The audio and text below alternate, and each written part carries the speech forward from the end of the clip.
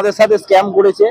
আমাদের লেট হয়ে গেছে তাই আমরা ট্রেন ধরতে পারিনি। আমরা বুঝাবে গান দেবেন না। সুন্দরবন, দীঘা, পুরী, দার্জিলিং এর পরে বাঙালির অন্যতম ফেভারিট ডেস্টিনেশন ছুটি কাটানোর জন্য। পৃথিবীর সর্ববৃহৎ ম্যানগ্রোভ অরণ্য এবং পৃথিবী বিখ্যাত দ্য রয়্যাল বেঙ্গল টাইগারের বাসস্থান এই সুন্দরবন। চলুন বেশি দেরি না করে যাত্রা শুরু করা যাক।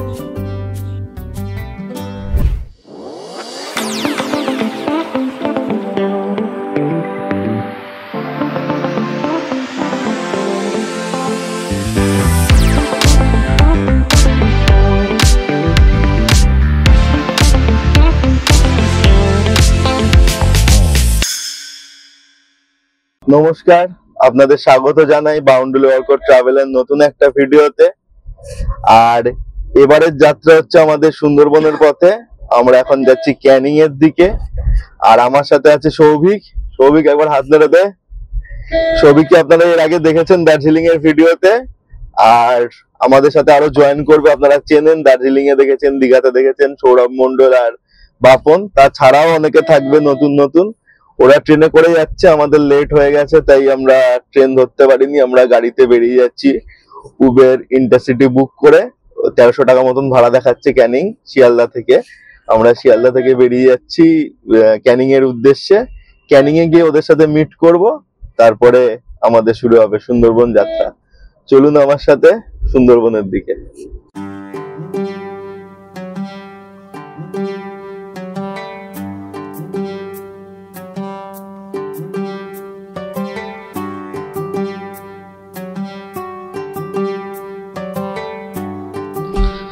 আমরা এখন বাইপাসের উপর দিয়ে এগিয়ে চলেছি। আর আমাদের সাথে আমাদের যে গাড়ি সারথি শ্রীকৃষ্ণ দা আমাদের সাথে যাচ্ছে। ইনিও সুন্দরবনের লোক।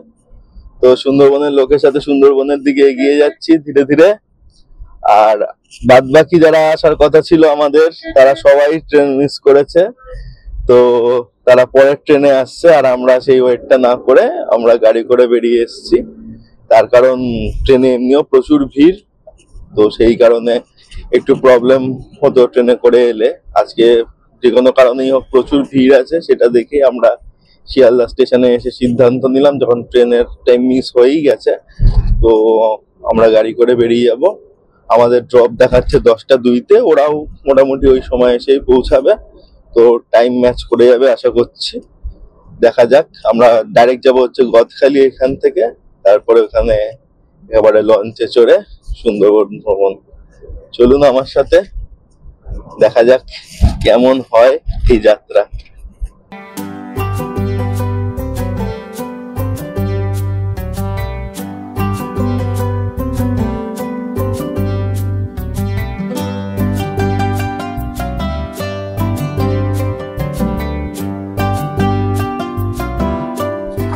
গাড়িতে পেট্রোল নেওয়া কমপ্লিট, এখন আবার এগিয়ে যাচ্ছি।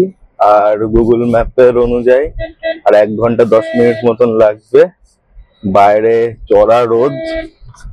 এই মঙ্গলবার অব্দিও বৃষ্টি পড়ছিল প্রচন্ড। আমরা ভেবেছিলাম যে আমরা যাচ্ছি আসলে সুন্দরবনের ইলিশ উৎসবে, যে বর্ষার মেজাজে আমরা ইলিশ উৎসব করব, কিন্তু যা রোদ বাইরে, পুরো শরতের আকাশ দেখতে পাচ্ছি। দুর্গাপুজো এসে যাচ্ছে, একটা ফিল আছে। তো প্রচন্ড রোদ। একটাই ভালো হয়েছে সবকিছুর মধ্যে, ট্রেনটা মিস করাতে, যে আমরা গাড়ি করে এখন এগিয়ে যাচ্ছি। আর 1 ঘন্টা 10 মিনিট লাগবে। আর বাদ বাকিরাও ট্রেনে উঠে গেছে অলরেডি। তো আমরা একই সময় গিয়ে মিট করব।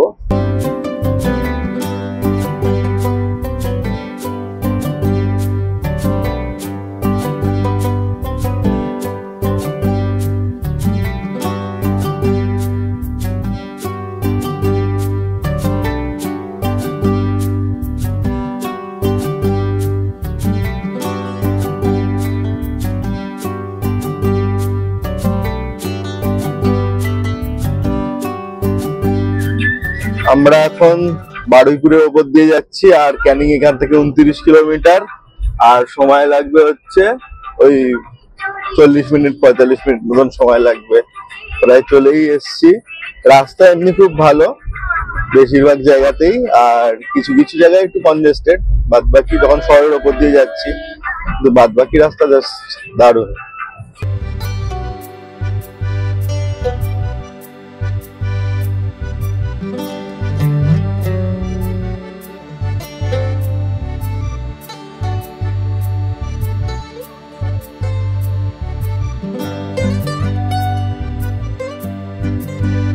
আমরা এসে গেছি আলটিমেটলি ক্যানিং এ, এইমাত্র গাড়ি থেকে নামলাম। আর ওদের ট্রেনও প্রায় চলে এসছে। আমাদের যে ট্যুর অপারেটর আছে এখান থেকে, সে ওদের পিক করতে গেছে। ওরা এসে গেলেই আমরা এখান থেকে চলে যাব হচ্ছে গদখালিতে, মানে সুন্দরবনের আরো কাছে। চলুন আমার সাথে সুন্দরবন আমার সাথে ভ্রমণ করে দেখুন কেমন লাগছে। আর সুন্দরবনের যেটা স্পেশালিটি সেটা হচ্ছে বাঙালিদের জন্য একদম সবচেয়ে ভালো, যে এখানে মেন হচ্ছে খাওয়া দাওয়া। ইলিশ উৎসবে কি কি মেনু থাকছে প্রথম থেকে শেষ পর্যন্ত আপনাদের সবকিছুই দেখাবো। যদি ভাল লাগে তাহলে এরকম ট্যুর আমার সাথে করতেই পারেন, যোগাযোগ করে নেবেন আমার সাথে। সবাই চলে এসছে, আমাদের 8 জনের গ্রুপ চলে এসছে। আমার পাশে আছে অভিজিৎ দা, আর এইদিকে আছে বাপন। বাপনকে সবাই চেনে। আর সৌভিককে দেখলেন আমার সাথে এসছে। আরে হচ্ছে আমাদের সেলিব্রিটি সৌমজিৎ আর সৌরভ মন্ডল। এদিকে সৌরভ মন্ডল আর সৌরভ মন্ডলের বন্ধু কাসিম। আমি কিছু বলতে চাই, বলুন। আমাকে বলেছে ও আমি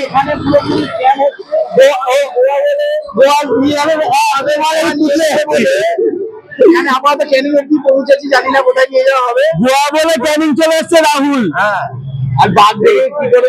প্যাকেজ নিয়েছে 11,000 টাকা, আর ঘোড়া থেকে এসছে 4,000 টাকা। চলুন এবার যাওয়া যাক আর গদখালিতে। আর চলে এসছে খাবার চলে এসছে। আমরা এবার বেরোই গদখালি থেকে। আমাদের সাথে স্ক্যাম করেছে, গোয়া বলে ক্যানিং এ নিয়ে, গোয়া বলে নাকি ক্যানিং এ নিয়ে এসছে। ফালতু কথা বুঝাবে, গান দেবেন না। আমরা উঠে পড়েছি বাসে, প্রচন্ড গরম লাগছে, মানে সাংঘাতিক। আর পাশে সৌম আছে। সৌম, কেমন গরম লাগছে বল? প্রচন্ড গরম লাগছে, আর যারা যারা এসিতে এসছে তাদের আরো গরম লাগছে। ওরা ট্রেনে এসছে বলে অনেকক্ষণ ধরে কথা শোনাচ্ছে। বলতে চাই আমাদের এখান থেকে বললো কতক্ষণ? 45 মিনিট সময় লাগবে। বাপন একজন ড্রাইভারের পাশে, 3 জন বসে আছে ওইখানে। আমি দেখাচ্ছি ওদেরকে।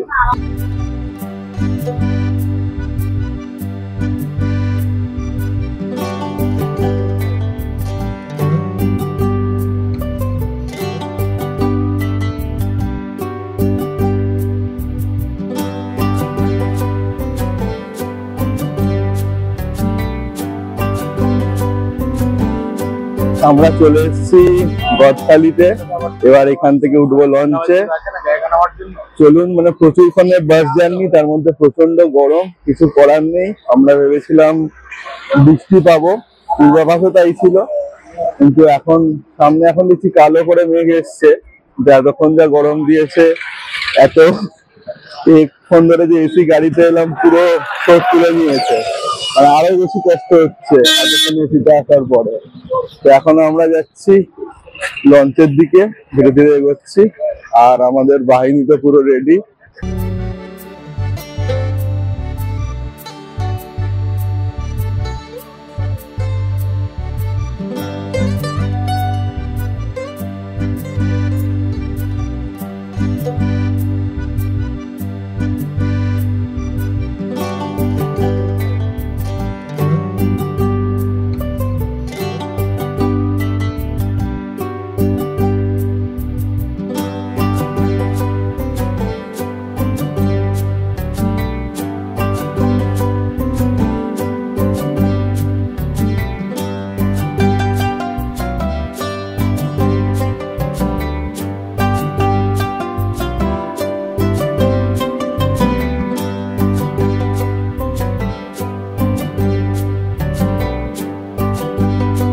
শ্রমিকদা কিছু বলো, তুমি তো ম্যানেজার এই ট্যুরের।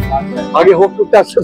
না না, একদম আমরা লঞ্চে উঠে পড়েছি আর লঞ্চ ছেড়ে দিয়েছে, নিচে ব্যাগপত্র রাখলাম, ওখানে দেখলেন যে রান্নার কাজ চলছে আর আমাদের ব্রেকফাস্ট অলরেডি সার্ভ করা হচ্ছে। কচুরি, আলুর দম, দারুণ লাগছে। এর আগে কোনোদিন সুন্দরবন আসেনি।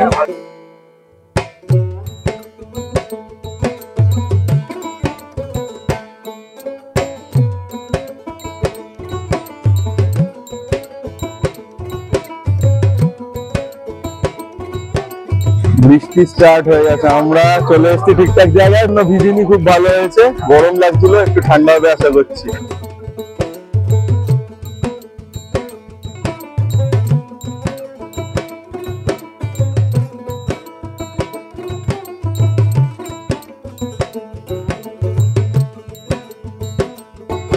খাওয়া নিয়েছিস? অত সময় নেই, যেটার জন্য এসেছি সেটাই আগে ফোকাস দিয়ে। কি কি আছে বলে দে।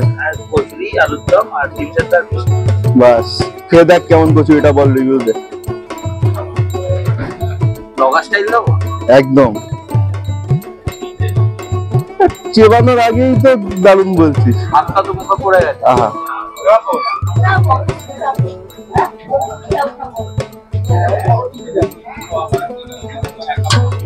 এখানে আর একজন খাবার নিয়ে নিয়েছে। কেমন ভাই? ভালো টেস্ট, লুচি, আলুর দম, ডিম সেদ্ধ আর সুন্দর মিষ্টি। বাহ, ভালো তো খেতে। বাস, এখানে সারাদিন শুধু খাওয়া দাওয়াই আছে। পুজো হবে এবং সুন্দর। বাহ, আমায় ডুবাইলি রে, আমায় ভাসাইলি রে, অকুল দরিয়ায় বুঝি কুল নাই রে।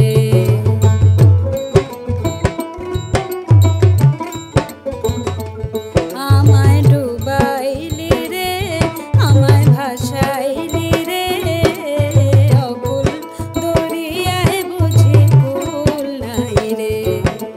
ফুল নাই, সীমা নাই, অথই দরিয়ায় পানি। ফুল নাই, সীমা নাই, অথই দরিয়ায় পানি। দিবসে নিশীথে ডাকে দিয়া হাত প্রচুর জোরে বৃষ্টি পড়ছিল মাঝখানে, এখন আবার থেমেছে অনেকটা। আমরা এখন জঙ্গলের দিকে ঢুকছি আস্তে আস্তে। বাঘ কি দেখতে পারবো বাপন? কি মনে হচ্ছে? আশায় আছে চাষা। আশায় বাসে দেখা, আবার বৃষ্টি শুরু হয়ে গেল। মানে যতক্ষণ রাস্তা দিয়ে এলাম, গরমে এলাম, বৃষ্টি পড়লো না। এখন যখন আমাদের বিভিন্ন স্পটে যাওয়ার কথা, তখন বৃষ্টি পড়ছে। দেখা যাক, আমরা এখন জঙ্গলের ভেতর ধীরে ধীরে ঢুকছি আমাদের লঞ্চে করে। সকাল থেকে সুন্দরবন আমরা ঘুরতে এসেছি, আমাদের সাথে আরো অনেকে রয়েছে এবং লুচি তরকারি খাওয়া দাওয়া হয়ে গেছে। পেট পুজো এক রাউন্ড সারার পর সেটাকে হজম করার জন্য সৌমিকদা স্পেশালি কোল্ড ড্রিঙ্কস এর ব্যবস্থা করেছে, যেটা পেয়ে আমরা খুব খুশি। এটা আরেকটা নাম হ্যাঁ, এটা আরেকটার নাম ওয়েলকাম ড্রিঙ্কস বলতেই হবে। ওয়েলকাম হয়ে যাওয়ার পরেও ওয়েলকাম ড্রিঙ্কস চলছে। বাহ, অসাধারণ ব্যাপার। একটা সুন্দর নৌকো ভেসে ভেসে যাচ্ছে। এখন সুন্দরবনে আছি আমরা। পশ্চিমবঙ্গের যে সৌন্দর্য, যে ভালোবাসা, তাহলে আমরা যদি এখান থেকে একটু পলাশবনের দিকে যাই তাহলে এভাবে বলতে পারি, আরে পিন্ডারে পলাশের বন, পলাবো পলাবো গা। আরে পিন্ডারে পলাশের বন, পলাবো পলাবো মন। পিন্ডারে পলাশের বন, পলাবো পলাবো মন। লেংটি ইন্দুরে ঢোল কাটে, আরে লেংটি ইন্দুরে ঢোল কাটে। ও কাটে রে মতার তীর তীর ফুল ফুটে, ও ফুটে রে মতার তীর তীর ফুল ফুটে।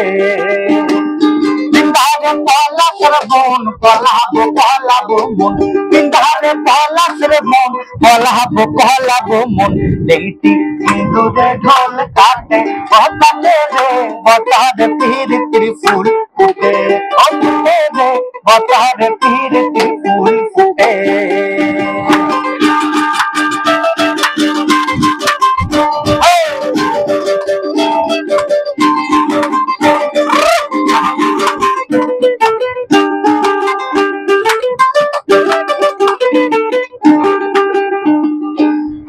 বন্ধুটা কানা বাড়ির পথে আনা গোনা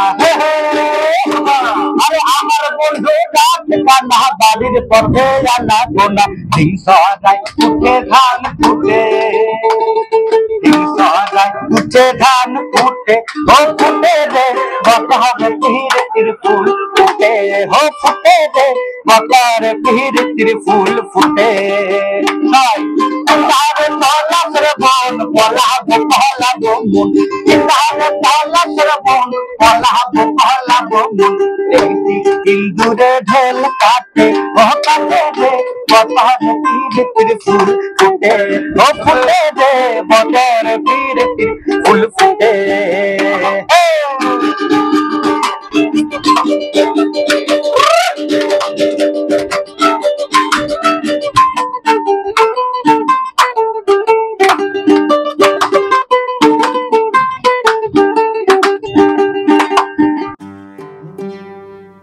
এভাবেই চললো আমাদের গান, গল্প ও আড্ডা, আর সাথে সুন্দরবনের অপূর্ব সৌন্দর্য। খেতে দিয়ে দিয়েছে লাঞ্চ, দুজনের পাতে এসছে কাসিম আর সৌম্য। আমার ইলিশ এসছে, ওর সাথে গলদা চিংড়ি এসছে, বলে দে বাগদা চিংড়ি এসছে। আমাদের কি কি মেনু আমি জানাচ্ছি। এখন মেনু চলে এসেছে, গান বাজনা অলরেডি কমপ্লিটেড। আর যদি এখন পেটে না দিই তাহলে পেটে সইবে না, প্রচুর গান গাওয়া হচ্ছে আমাকে দিয়ে। তো এবার আপাতত মেনুতে ভাত, ডাল, আলু ভাজা, একটা সুন্দর সঙ্গে অবভিয়াসলি ইলিশ মাছ, কারণ আমরা ইলিশ উৎসবে এসেছি। আর আমার পিসটা চেঞ্জ হচ্ছে, কারণ আমি যে ফেভারিট পিসটা খেতে ভালোবাসি, একদম একটা পেটির পিস, সেটা চলে এসছে। আর আমি জানি না ইলিশের তেল আছে কিনা, তাহলে আমি রিকোয়েস্ট করবো একটু দেওয়ার জন্য। আর কাশেমের পাতেও চলে এসছে ভাত, ডাল, আলু ভাজা, সঙ্গে বাগদা না গলদা, বাগদা সুন্দরবনের ওয়ান অফ দ্য ফেমাস সেই বাগদা চিংড়ি। এবং ওইদিকে ক্যামেরা পার্সনকে ঘোরাতে বলবো, অরিত্র তুই দেখা যে সৌভিক কিন্তু রীতিমতো কোনোভাবেই থেমে নেই, সঙ্গে সঙ্গে হাউ হাউ করে কেঁদে শুরু করে দিয়েছে। ও খুব লজ্জা পাচ্ছে। হ্যাঁ, হ্যাঁ, এখনো কিছু বাকি আছে, আমরা একটু খেয়ে নিই, তারপর আবার খাওয়ার পর দেখা হচ্ছে, বাকিটা অরিত্রটা বলি। চলে এসছে আমার পাতেও খাবার, আমি দেখাচ্ছি আপনাদের কি কি দিয়েছে।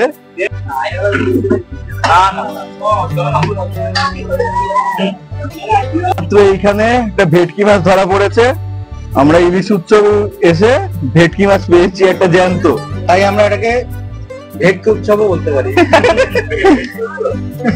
আমার পাতে চিংড়ি পড়েনি, চিংড়িটা চিংড়ি আচ্ছা আসবে। বিহারি তো, বিহারিরা কি করে বলো তো, কি করে সবজি একসাথে নিয়ে মাঠে বসে খায়। দেখি তোর খাওয়াটাই তাহলে রেকর্ড করি, এটা নতুন লোকের কিছু দেখতে পারবে। অসুবিধা নেই।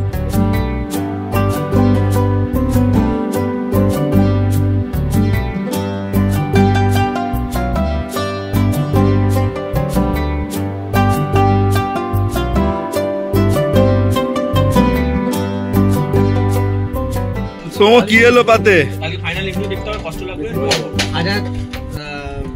ইলিশ মাছ খেয়েছি, সেকেন্ড বাগদা চিংড়ি এসেছি, যেটা 2 পিস খেয়েছি।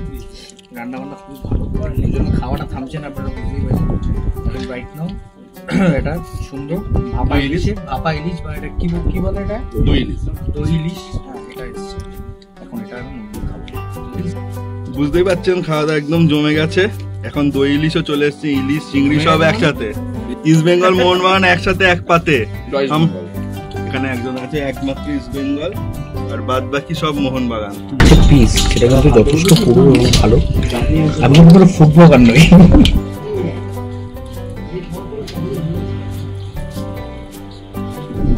আমাদের খাওয়া কমপ্লিট, এখন আমরা হোটেলের দিকে। আজকে আর কোনো সাইট সিন নেই, আজকে সোজা হোটেলে। কালকে আমাদের সাইট সিন গুলো আছে, সুদর্ণখালি, সজনেখালি, পাখিরালয়।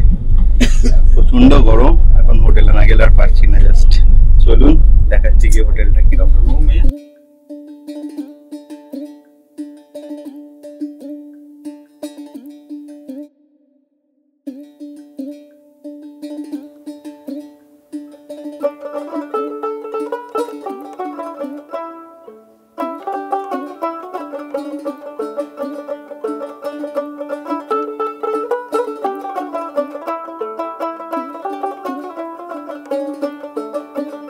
লোকে বলে ও বলে রে ঘর বাড়ি ভালা নাই আমার, লোকে বলে ও বলে রে ঘর বাড়ি ভালা নাই আমার।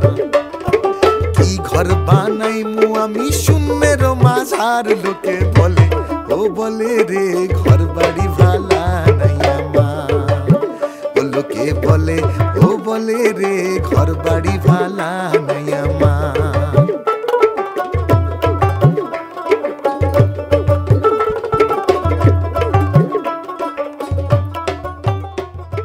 আমরা নেমে পড়েছি নৌকা থেকে, এখন আমরা যাচ্ছি হোটেলের দিকে। সবাই খুব ক্লান্ত হয়ে আছে, তার কারণ সকাল থেকে জার্নি শুরু হয়েছে, প্রচন্ড গরম ছিল। এখন হোটেলে গিয়ে রেস্ট, তার কারণ দুপুরে ভরপুর খাবার দাবার হয়েছে, এখন চোখ বন্ধ হয়ে আসছে একেবারে।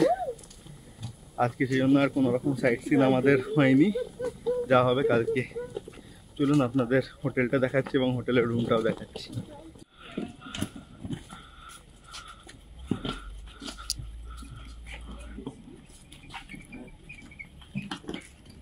এসি নন এসির ব্যাপার আছে নাকি? হ্যাঁ, নাহলে আমার ঢুকিয়ে দিয়ে আমার গুতগুতি করো না। না যদি এসি নন এসি থাকে এসি নিতে যাও, এটা লিস্ট কই। আমরা পেয়ে গেছি আমাদের রুম, আর আপনাদেরকেও দেখিয়ে দিচ্ছি রুমটা।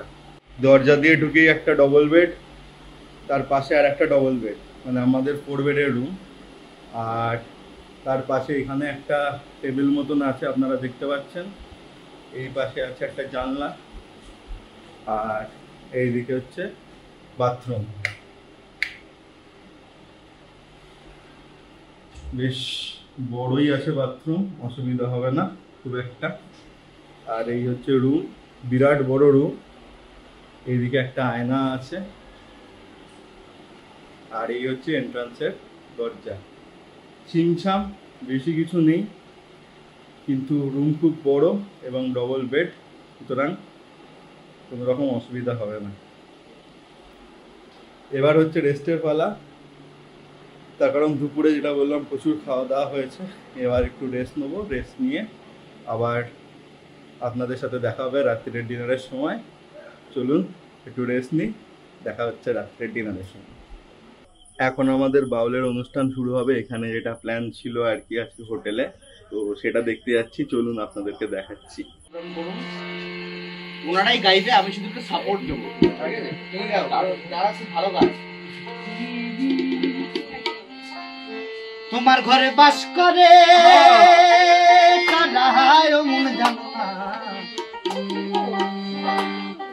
তোমার ঘরে বাস করে কারা হায় মন জানে না, তোমার ঘরে বসত গান হয়তো না মন জানে না, তোমার ঘরে বসত গানে হয়তো না।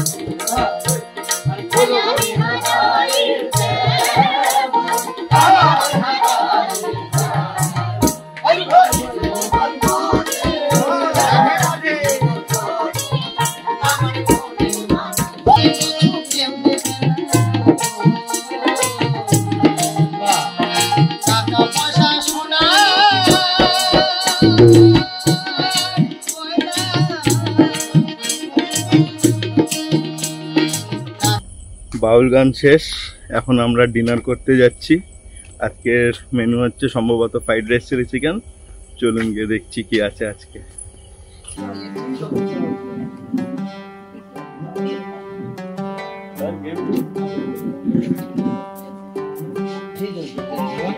দাও।